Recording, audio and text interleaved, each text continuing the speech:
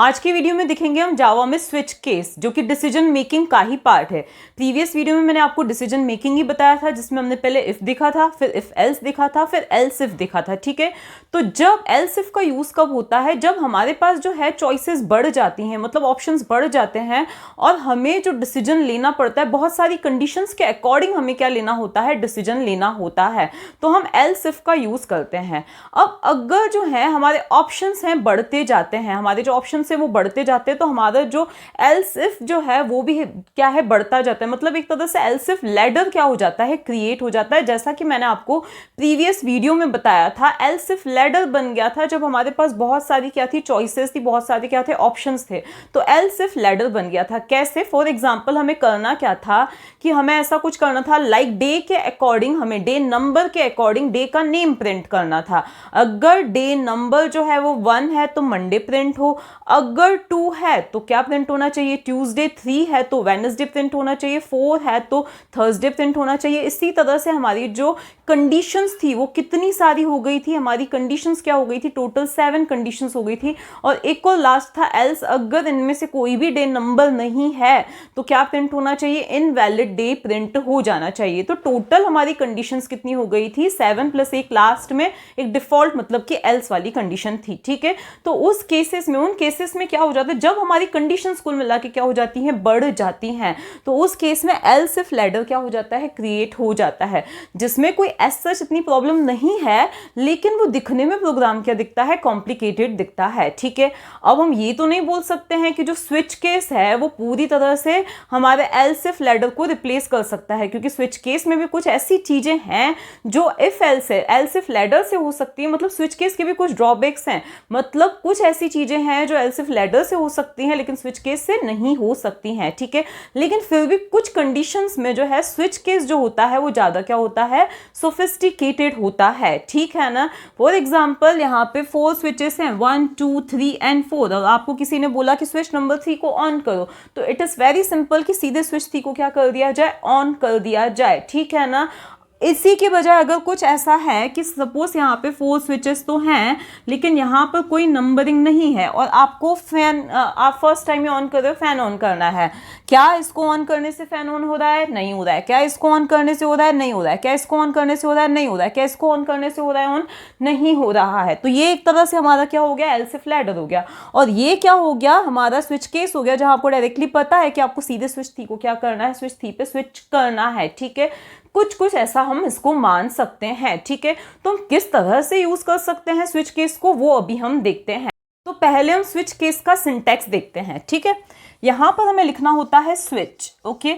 इसके बाद में यहां पर हम क्या देते हैं, कंडीशन देते हैं या एक्सप्रेशन देते हैं, वो मैं अभी आपको समझा दूंगी कि किसके अकॉर्डिंग, क्या हमारी चॉइस है, किसके अकॉर्डिंग हमें डिसीजन लेना है। ठीक है, तो यहां पे आ जाती है हमारी चॉइस, ओके। अभी जब मैं आपको प्रोग्राम बताऊंगी तो आपको समझ में आ जाएगा। ठीक है, यहाँ पे सेमीकोलन नहीं लगाना है क्योंकि हम इसकी बॉडी को यहाँ पे फिनिश नहीं करना चाहते, इसकी बॉडी अब स्टार्ट होगी। ठीक है, फिर यहाँ पे आते हैं डिफरेंट केसेस, जैसे यहाँ मैंने नंबरिंग कर दी है ना, अब यहाँ 1 2 3 4 नंबरिंग है, ऐसा कोई जरूरी नहीं कि 1 2 3 4 ही नंबरिंग होगी। हम अल्फाबेट्स भी ले सकते हैं, हम स्ट्रिंग्स भी ले सकते हैं, नंबर्स भी ले सकते हैं, नंबर किसी ऑर्डर में हो ये बिल्कुल भी जरूरी नहीं है। हम अलग अलग केसेस, तो हम अलग अलग तरह के प्रोग्राम्स तो सिस्टम पर देखेंगे, अभी सिर्फ सिंटैक्स आपको मैं समझा रही हूँ और एक छोटा सा प्रोग्राम मैं आपको ड्राई रन करके बता दूंगी। तो यहाँ पर आता है हमारा केस। ठीक है, सपोज मैं इसी चीज को इंप्लीमेंट करना चाहती हूँ। ठीक है, तो यहाँ पर हो गया केस 1।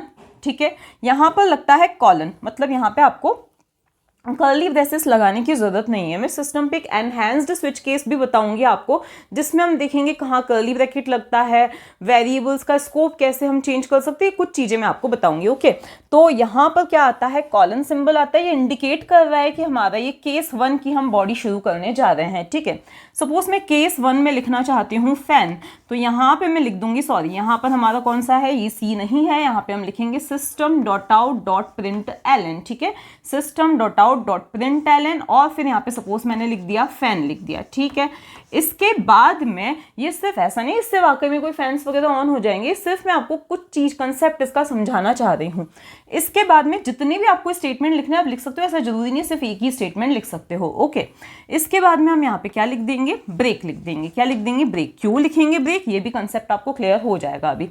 इसके बाद में सपोज ये है हमारा केस 2 और यहाँ पे हमने लिख दिया system dot out dot println light. तो यहाँ पे हमने क्या लिख दिया, लाइट लिख दिया। इसके बाद में सपोज यहाँ पे सेमीकोलन, इसके बाद में यहाँ पे आ जाएगा ब्रेक। फिर आ गया हमारा केस 3, तो यहाँ पर सेमीकोलन है, यहाँ पर कॉलन है, जो कि इंडिकेट कर रहा है कि हमारा फर्स्ट केस स्टार्ट हो रहा है। ठीक है, इसी तरह से हम जितने भी केसेस देना चाहें हम दे सकते हैं। जैसे हमारे इफ एल्स में क्या होता है, एल्स होता है, जिसका मतलब होता है कि जब सारे ही केसेस फॉल्स हो जाते हैं तो ये एल्स वाला क्या होगा, इवेल्युएट होगा। जब सारे ही इफ एल्स फॉल्स हो जाते हैं कि कंडीशंस फॉल्स हो जाती हैं तो उस केस में जो एल्स वाला है वो इवेल्युएट होता है। तो यहाँ पर उसी का अल्टरनेट क्या है, डिफॉल्ट है। क्या है, डिफॉल्ट है। डिफॉल्ट का मतलब भी यही होता है कि जब इनमें से कोई भी केस सेटिस्फाई नहीं हो रहा है तो उस केस में ये चीज़ क्या होनी चाहिए, इवेल्युएट होनी चाहिए। अब यहाँ पे हम जो लिखना चाहें हम लिख सकते हैं। अब एक प्रोग्राम की हेल्प से मैं आपको समझा दूंगी कि हम कैसे क्या लिख सकते हैं। ठीक है, जब आपके ये सारे केसेस डिफॉल्ट सब खत्म हो गया तो आप यहाँ पे क्या लगाओगे, कर्ली ब्रैकेट की एंडिंग यहाँ पे करोगे, मतलब ये स्विच क्या हो चुका है, खत्म हो चुका है। अब देखो होता क्या है, इस चॉइस के अकॉर्डिंग हम किसी भी केस पे स्विच करते हैं। सपोज हमारी चॉइस 2 है तो हम इस वाले पे स्विच करेंगे। सपोज हमारी चॉइस 1 है तो हम इस पे स्विच करेंगे। सपोज हमारी चॉइस 3 है तो अगर केस 3 होगा तो हम उस पे स्विच करेंगे। सपोज हमारी चॉइस इनमें से कुछ भी नहीं है, 9 या 10 ऐसी कोई सी चॉइस है जो कि इन किसी भी केस को सेटिस्फाई नहीं कर रही है, तो हम डिफॉल्ट पे जाएंगे और जो भी उसकी होगी बॉडी वो चीज़ क्या होगी, एग्जीक्यूट होगी। अब हम प्रोग्राम देखते हैं। पहले हम प्रोग्राम बनाते हैं जिसका एम क्या है, वही डे नंबर हम पूछेंगे और फिर उस नंबर, डे नंबर के अकॉर्डिंग हम उस डे का नाम प्रिंट कर देंगे। बड़ा ही सिंपल सा प्रोग्राम हम ले रहे हैं। कुछ इसके जो वेरिएशंस हैं स्विच के कि हम और क्या क्या कर सकते हैं वो मैं सिस्टम पर ही आपको एक्सप्लेन करूंगी। ठीक है ना, इसी से आपकी बहुत सारी चीज़ें क्लियर हो जाएंगी। तो हमारा एम क्या है, देखो आपको ये चीज़ तो पता ही है। सबसे पहले हमें देना है किसी भी क्लास का जो भी नाम देना चाहते हैं, SWT सपोज मुझे नाम देना है, वो मैंने दे दिया। ठीक है, फॉर स्विच। इसके बाद में हम क्या करेंगे, और आपको नाम सेव, इस प्रोग्राम को सेव भी SWT नाम से करना पड़ेगा। ठीक है, इसके बाद में आता है हमारा पब्लिक स्टैटिक वॉइड मेन। तो यहाँ पे अगर मैं PSVM लिख दूँ तो प्लीज़ आप समझ जाइएगा मैं क्या लिखना चाह रही हूँ, पब्लिक स्टैटिक वॉइड मेन। और ये चीज़ हम हर प्रोग्राम में करते ही आ रहे हैं। ठीक है, इसके बाद में हमें क्या करना है, हाँ यहाँ से हम शुरू करते हैं। अब हम एक काम करते हैं, क्यों ना हम यूज़र से ही इनपुट ले, क्योंकि हमने देख तो लिया ही यूज़र से इनपुट कैसे लेना है। तो हम यहाँ पे लिखते हैं स्कैनर, और अगर हमें स्कैनर क्लास का यूज़ करना है तो आपको पता है हमें ऊपर क्या लिखना पड़ेगा, import java.util.star या import java.util.scanner, ये लिखना पड़ेगा। अभी कंफ्यूजन हो तो पूरे प्रोग्राम्स आपको सिस्टम पे मिलेंगे ही, आप नोट कर सकते हो, स्क्रीनशॉट ले सकते हो। ठीक है, स्कैनर SC = न्यू स्कैनर, और फिर हम क्या लिखेंगे, system.in लिखेंगे। क्या लिखेंगे यहाँ पे, system.in लिख देंगे। ठीक है, तो ये हमने लिख दिया। इसके बाद हमें क्या लिखना है, क्योंकि हम इंटीजर चाहते हैं तो सपोज मैंने यहाँ पे लिख दिया int d = और क्या लिखेंगे हम, इंटीजर चाहिए तो SC.next और फिर यहाँ पे लिख देंगे int, तो जिससे क्या होने वाला है, एक इंटीजर रीड होके d के अंदर आ जाए। इसके बाद हमें क्या करना है, स्विच करना है। तो यहाँ पे हमने लिखा स्विच। ठीक है, तो यहाँ पे हमने लिखा स्विच और यहाँ लिख देना है डी, क्योंकि इस डी के अकॉर्डिंग ही हमें क्या करना है, ये डी के अंदर जो भी वैल्यू है उसी के अकॉर्डिंग हमें स्विच करना है। ओके, तो यहाँ पे हमने स्विच लिख दिया। फिर यहाँ पे शुरू होता है हमारा केस 1, यहाँ पे लिख दिया हमने केस 1 लिख दिया।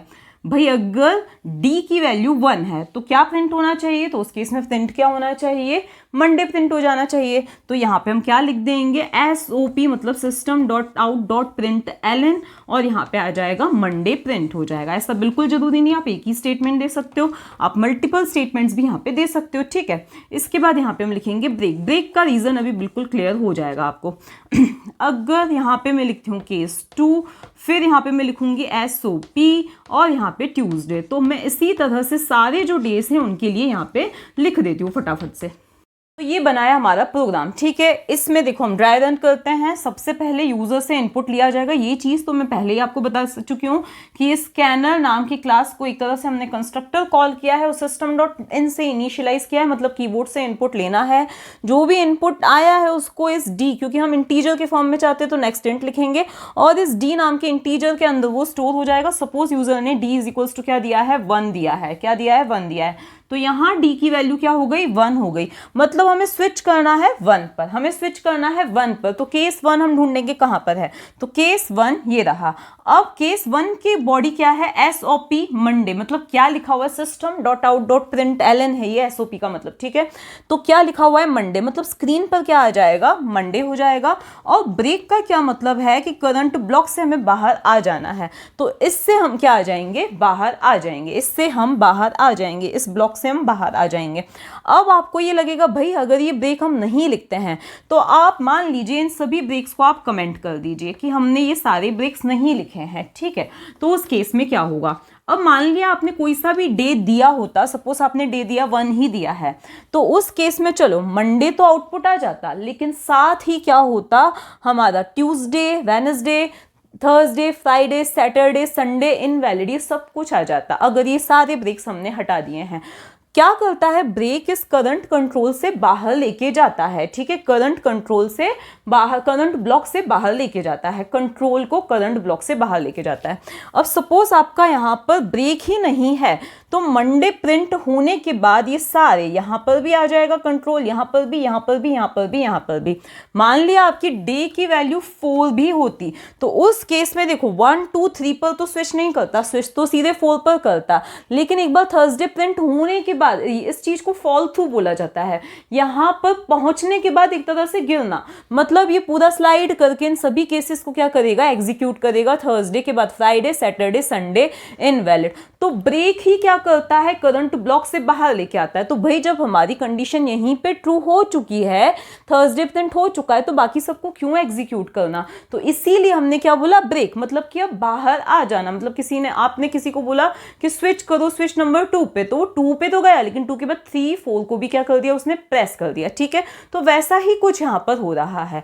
पहली बार तो बिल्कुल सही केस पे जंप करेगा, लेकिन उसके बाद में वो सारे केसेस क्या करने लग जाएगा, एग्जीक्यूट करने लग जाएगा। इसीलिए यहां पर ब्रेक का होना क्या है, बहुत ज्यादा जरूरी है, ठीक है। तो कुछ इस तरह से वर्क कर रहा है। मान लिया यहाँ पे डे की वैल्यू आपने दे दी होती 14, तो क्या 14 इनमें से कोई सा भी केस है क्या, नहीं है, ठीक है। तो उस केस में ये इनमें से कोई सा भी केस सेटिस्फाई नहीं हो रहा है, केस के आगे कोई सा भी, यहाँ पे हम देख रहे हैं कि 14 नहीं लिखा हुआ है, तो उस केस में कोई सा भी केस सेटिस्फाई नहीं होगा और डिफॉल्ट एग्जीक्यूट होके क्या आ जाएगा, इनवैलिड आउटपुट में आ जाएगा, ठीक है।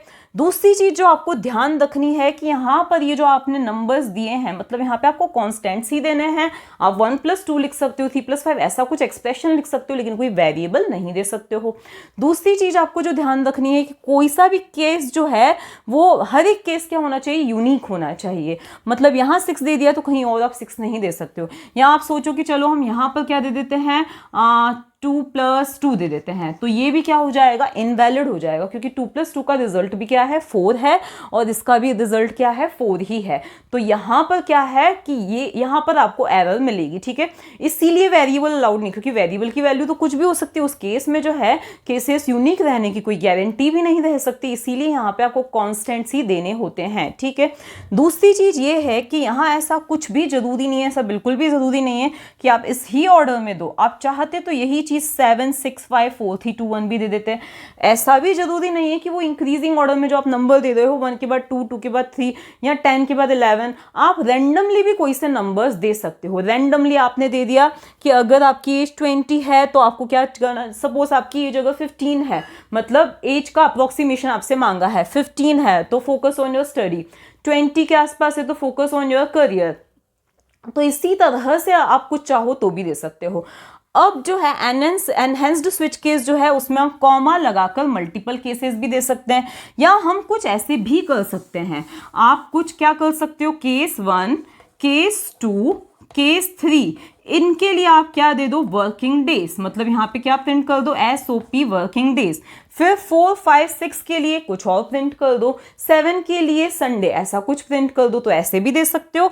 या फिर मैं आपको सिस्टम पे बता सकती हूँ कि हम कॉमा भी लगा के किस तरह से दे सकते हैं। आप चाहो तो कोई अल्फाबेट्स भी दे सकते हो, लाइक केस स्मॉल ए अगर हमने दिया है, या केस अगर हमें वॉवेल्स के अकॉर्डिंग करना है, वर्क करना है, तो वो भी हम कर सकते हैं। तो ये जो सारी चीजें हैं ये अभी मैं आपको सिस्टम पे बताऊंगी। अभी के लिए जो समझना जरूरी था कि वर्क कैसे करता है, हम क्या कर सकते हैं क्या नहीं कर सकते हैं। अब कुछ 2-3 प्रोग्राम्स मैं आपको सिस्टम पे बता रही हूँ जिससे और भी इसके जो वेरिएशंस हैं वो भी आपको क्लियर। अभी स्विच केस का हम प्रोग्राम समझते हैं। हमने नाम दिया है डेज, क्योंकि वही हम डेज नंबर यूजर से पूछेंगे और फिर हम क्या करेंगे, हाँ उसके करस्पॉन्डिंग डे नेम प्रिंट करवाएंगे। अब आपको पता है ये पब्लिक देना है, स्टैटिक देना है, वॉइड, मेन और यहाँ पे स्ट्रिंग ARGS, ये तो हमें देना ही देना है। ARGS दो या स्ट्रिंग A दो, जो आपको नाम देना है दे सकते हो, ये कोई रूल नहीं है। इसके बाद में अब हमें क्या करना है, यूजर से इनपुट लेना है, इसीलिए हमने स्कैनर क्लास का एक ऑब्जेक्ट बनाया है, SC is equals to new scanner. ये सब हम समझ ही चुके हैं, इसीलिए मैं फटाफट से बस लिख देती हूँ इसको। तो यहाँ हमने लिखा system डॉट इन, हमने लिख दिया यहाँ पे। अब यहाँ पे आपको पता ही है कि इसके लिए हमें एक पैकेज को इंपोर्ट करवाना पड़ेगा, तो इंपोर्ट जावा डॉट यूटिल डॉट हम स्टार या स्कैनर जो आपको देना है वो आप दे सकते हो, ठीक है। इसके बाद में अब हमें डी नाम का एक क्या चाहिए, वेरिएबल चाहिए, जिसके इंटीजर चाहिए, जिसके अंदर हम क्या स्टोर करवा सकें, जो यूजर दे नंबर उसको हम स्टोर करवा सके। तो int d is equals to SC dot next int दे दिया, क्योंकि इंटीजर हमें चाहिए। अब हमें स्विच करना है, तो हमने यहाँ पे दिया स्विच, और किसके अकॉर्डिंग स्विच करना है, इस डी के अकॉर्डिंग हमें स्विच करना है। अगर केस 1 है तो मंडे प्रिंट हो जाना चाहिए, तो यहाँ पे हम लिख देते हैं system dot out dot println, हम लिख देते हैं यहाँ पे, ठीक है। तो यहाँ पे हमने लिख दिया system dot out dot println, और यहाँ पे क्या प्रिंट हो जाना चाहिए, मंडे प्रिंट हो जाना चाहिए, ओके। अभी मैं ना आपको ब्रेक नहीं लगा के बता रही हूँ ताकि आपको समझ में आ जाए कि ब्रेक नहीं लगाने से क्या होगा। अब इन्हीं को हम कॉपी पेस्ट कर लेते हैं, ठीक है, और फिर इन्हीं की जो भी बॉडी है वो चेंज कर लेंगे, that is case 2, case 3, case 4, ये सब हम कर देंगे, ठीक है। तो यहाँ पे दे दिया 2, फिर यहाँ पे दे दिया हमने ट्यूसडे, ठीक है। इसी तरह से हमने यहाँ पे दे दिया 3, और फिर इसी तरह से मैंने सारे यहाँ पे चेंज कर दिए। और लास्ट में डिफॉल्ट अगर यूजर कोई सा अलग डे दे दे, 7 के अलावा कुछ और दे दे, 1 से कम कुछ दे दे, तो उस केस में क्या हो जाना चाहिए, 1 से 7 के बीच में नहीं दे तो इनवैलिड आ जाना चाहिए।